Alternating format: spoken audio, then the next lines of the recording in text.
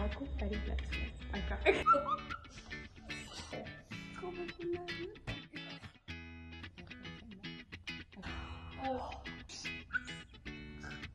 Okay.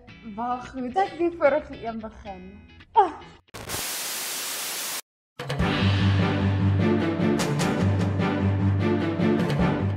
Môre julle, ek is Lanai Traskot en baie welkom by hierdie week se Blitsflits.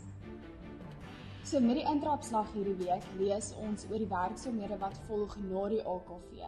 Hierdie kom natuurlik uit die pen van die intredende voorsitter, Dominee Leon Geel Senior. Wat moet ons anders doen, maar wat anders moet gedoen word?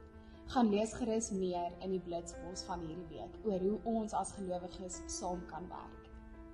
Ons deel dan ook graag die volgende goeie nuus.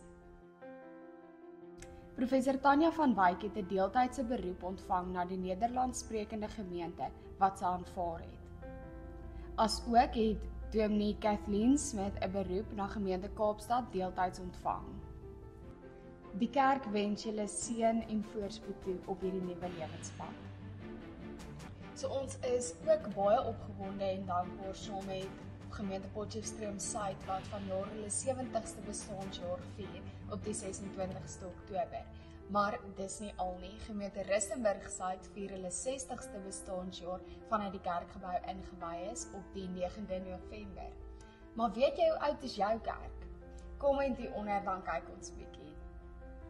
So baie dankie dat julle ingeskakel het by hierdie week se Blitsflits. Ons sien julle definitief volgende week, selfde tyd, selfde plek.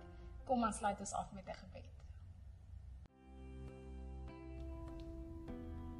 Hemelse Vader, in 'n wêreld waar dit opgehemel word om besig te wees, is dit maklik om tyd te verspil op dinge wat nie saak maak nie.